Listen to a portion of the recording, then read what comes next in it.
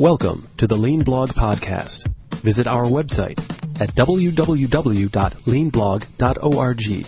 Now, here's your host, Mark Graban. Hi, this is Mark Graban. This is episode 106 of the Lean Blog Podcast for December 10th, 2010. Today we have a returning guest, Jim Baran of the firm Value Stream Leaders. He was previously a guest on episodes 16, 27, and 88. And today Jim talks about a new offering called Career Kaizen, a service that combines coaching and personalized career planning. And so with him today is Rick Peterson, one of the early people to go through this process with Jim. So as always, I want to thank you for listening. You can find the blog post for this episode at leanblog.org/106 if you'd like to see links or leave a comment. And you can find past episodes at leanpodcast.org. Well, Jim Baran, it's great to have you back here on the podcast for a fourth appearance. How are you today? Excellent, Mark. Thanks for having us back. Yeah. Now, we've talked before, but if people are new to the podcast, can you give just kind of a quick overview of yourself and your background in your firm? Sure. I own Value Stream Leaders, and we are a lean talent company. And this is our fourth leanblog.org podcast. And so each podcast that we've completed in the past had featured an element of essentially how we interact and support the global lean community. So podcasts 16 and 27 were on our lean career recruiting and placement business that we've been involved with since 1995.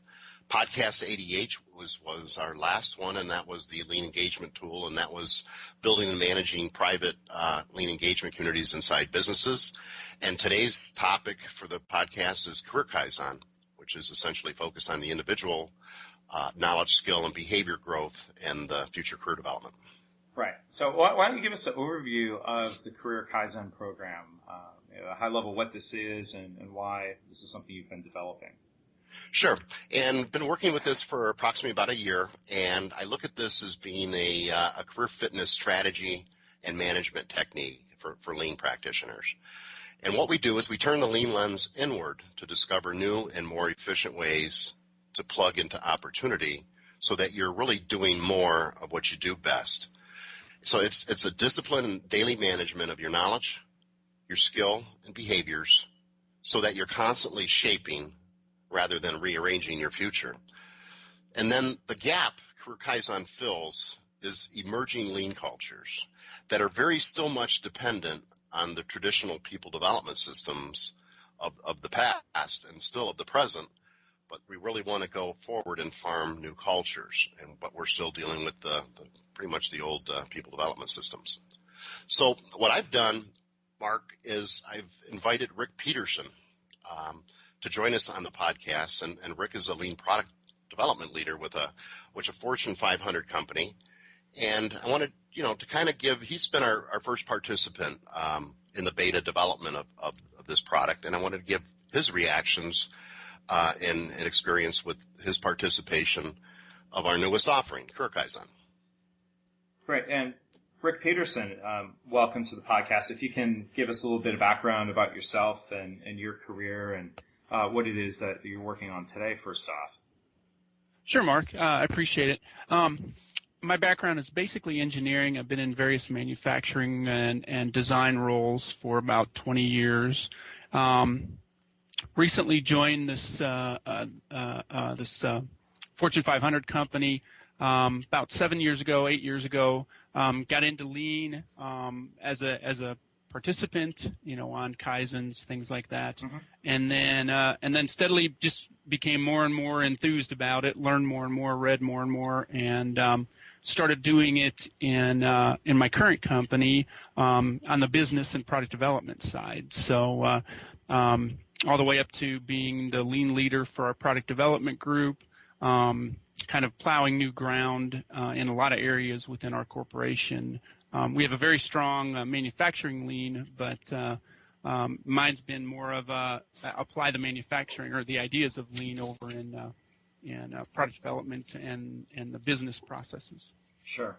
So can you give us a little bit of background into the situation you're in to get involved with the Career Kaizen program? What was what piqued your interest? And I know the little bit I know about this program, it goes through a PDCA, plan, do, check, act cycle.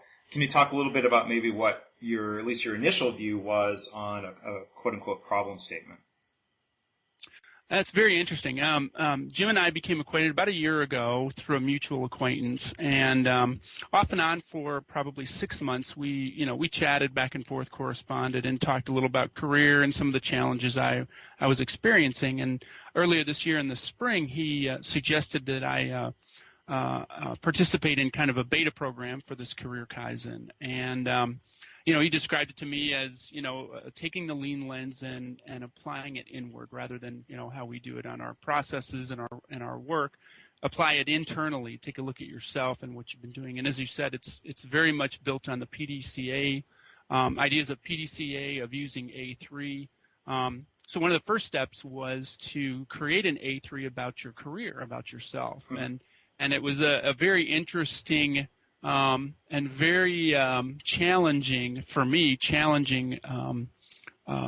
exercise in trying to apply a problem statement that initially wasn't something where you were looking outside, looking externally, saying, well, I'm having trouble doing lean in these areas because of somebody else or some external factor. The biggest challenge was learning to apply that lens and learning to look internally in yourself and formulate your problem statement in a manner that described what was an issue for you not being able to do what you wanted to. So you're saying that the problem statement evolved through this process to be a little bit more inward focused?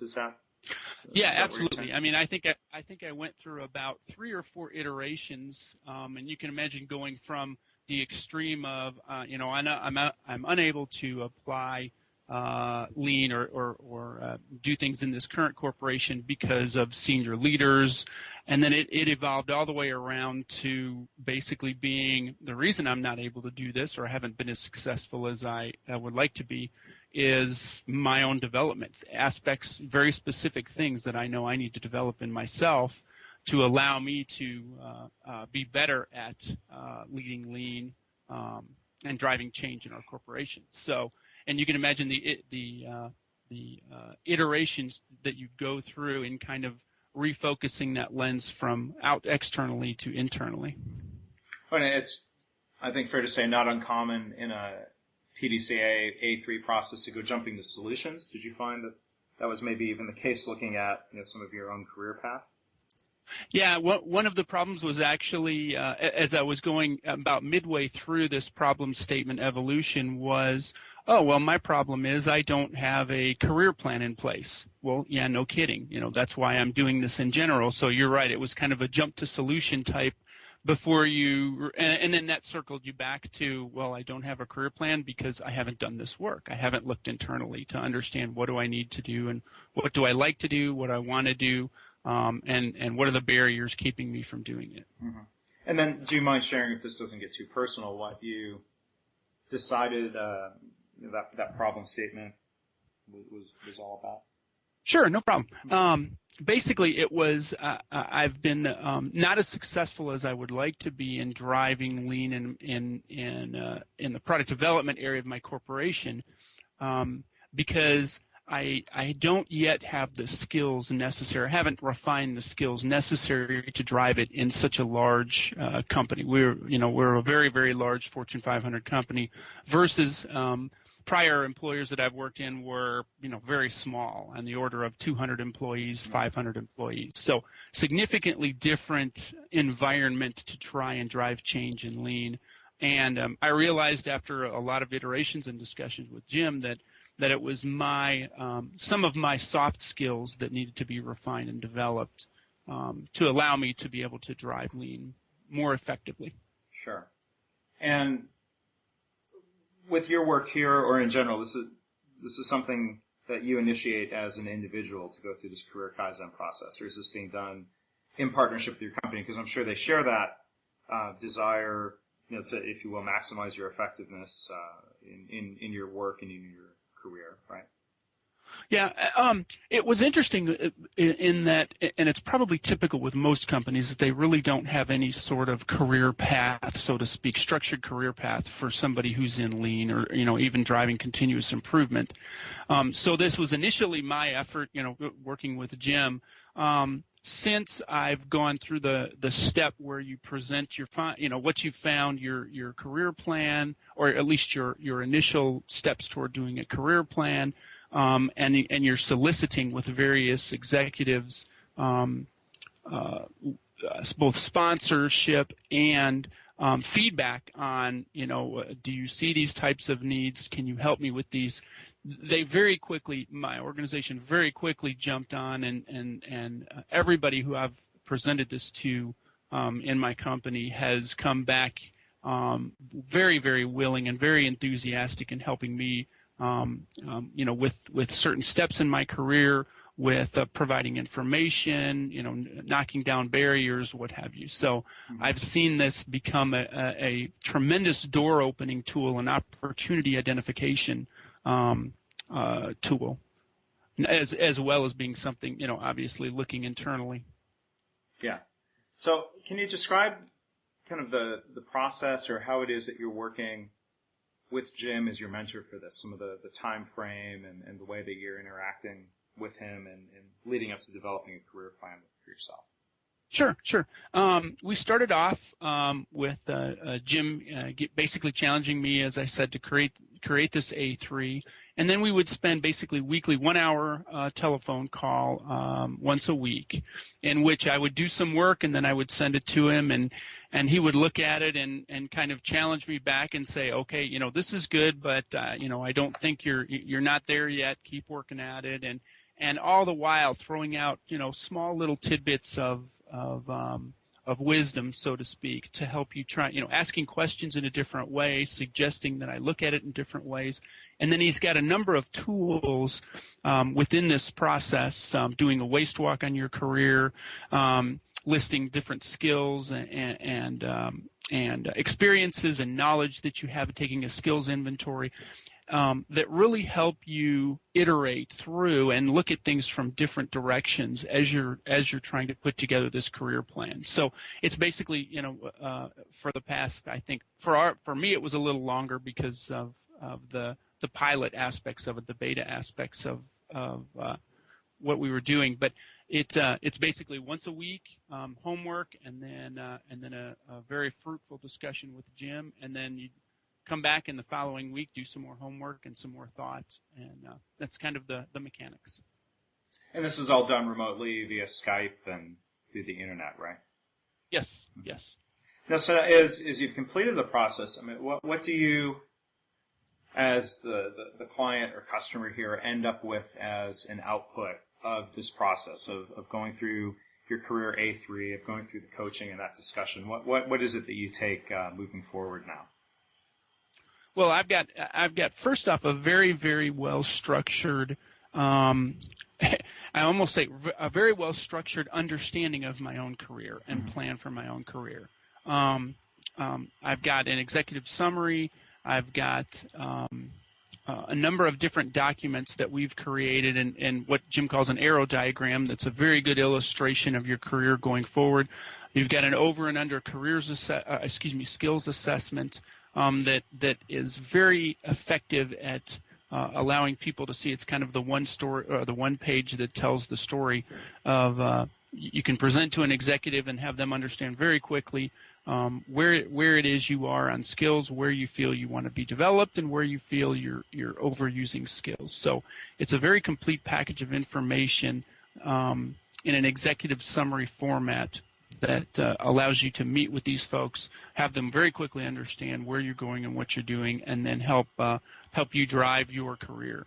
There's also a tremendous amount of information that I've got that are my own personal notes that I've got that I can go back and refer to. As you're going through all of this process, you're constantly making notes, and Jim's got a number of different methods of helping you organize these notes, so to speak, so it's not just a collage of information. And other than what you'd mentioned earlier in terms of becoming a little bit more inward focused instead of looking at what others were doing or not doing. Were there other kind of key insights or key aha moments that were maybe surprising to you from this process? Yeah, one of the things, and I jotted down a couple things. Two things that I learned, were kind of big ahas that I really learned from this. One was me personally, in going back and doing some of these looks back in my career and doing the waist walk and understanding why I was doing certain things at time, I noticed that I kept, even though my career was progressing, promotions and new responsibilities, it seemed I kept jumping into the next role, to get the next big challenge, to go attack the next big opportunity, but not having any sort of structure behind it wasn't knitted together in a manner that I knew where I was going. It was the next step that was pointed exactly in the direction I needed to go. Versus today, now that I've done this, I can evaluate any opportunity that's coming up, that's put in front of me based on where I want to go, because I've done all of the homework to understand what are the development needs I have, what are the things I like to do, what are the things I don't like to do. So now I can very specifically look at those things. That was the first aspect. The second one is the whole idea of job design.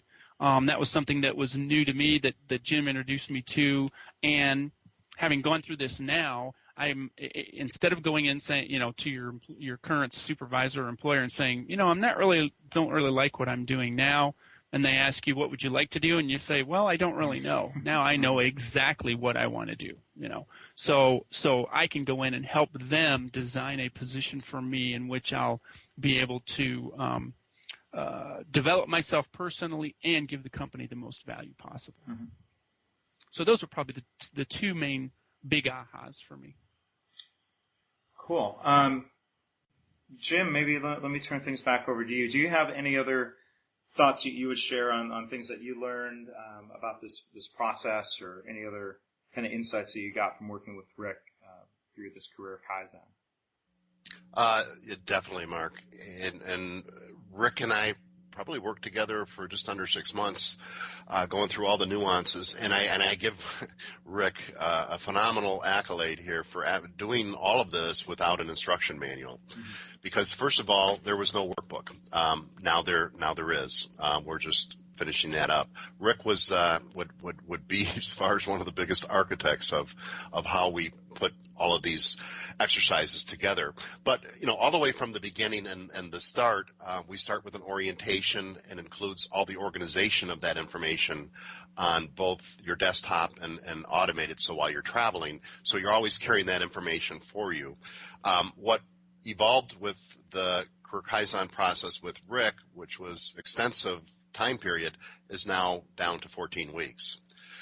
And so that's what it includes in the career Kaizen. It's 14 weeks straight dedicated, and it includes the 30 hours of coaching. That's pretty much Socratic method and then walking you through that A3. The only thing that I would probably add here is that when somebody's saying, well, who would use this going forward, this was pretty much designed for a couple different things here. Those that are performing very, very well in their careers and are looking to elevate their game and really want to, to increase or expand their competitive edge, this is an ideal because of the visibility that Rick had mentioned that he's getting with his plan. The other dimension are those that are feeling really locked down, almost in a perpetual subject matter expert role, too specialized, but they'd like to move into general management. They're just confused on how to do that. This would be ideal. And those who are frustrated with just marginal career performance, not job performance, but where their careers have been, and they're at a fork in the road, and then there's a degree of hunger to kind of trailblaze a new direction by making smart moves. And I think Rick has kind of personified putting all of this together in one complete package, and then being able to drive discussions based on where he'd like to go versus the other way around. So I guess in a nutshell, we're looking forward to really introducing this and having the beta process complete at the end of this year, and then introducing it early next year. Okay, so this is going to be available to more people early next year. What's the best way people can maybe learn more about this or start interacting with you about this, Jim? And there would be a lot of different questions people would have, and I'm certainly pleased to answer. They can reach out just to email me, Jim@ValueStreamLeaders, all one word, .com. And our website, ValueStreamLeaders.com, has all of our contact information, and I'd be more than happy to have a dialogue with anybody that's kind of wanted to know what their specific career problem is, or kind of take a look at another different way of what their ideas are moving ahead in their career. So just having those discussions would help us to kind of understand how we could better help them. Well, thanks, Jim, and thanks, Rick. It sounds like a really interesting application of the A3 methodology, the Plan, Do, Check, Act, or PDSA, Plan, Do, Study, Act cycle, being applied to one's own life, one's own career path. Kind of interesting to see what you're doing on those frontiers. I want to thank you, each of you, for taking time out to share what you're working on today. Thanks a lot, Mark. Really enjoyed it, as always. And Rick, thank you. Yeah, thank you very much. Yeah, thank you. You're welcome. Thanks for listening. This has been the Lean Blog Podcast. For Lean news and commentary updated daily, visit www.leanblog.org. If you have any questions or comments about this podcast, email Mark at leanpodcast@gmail.com.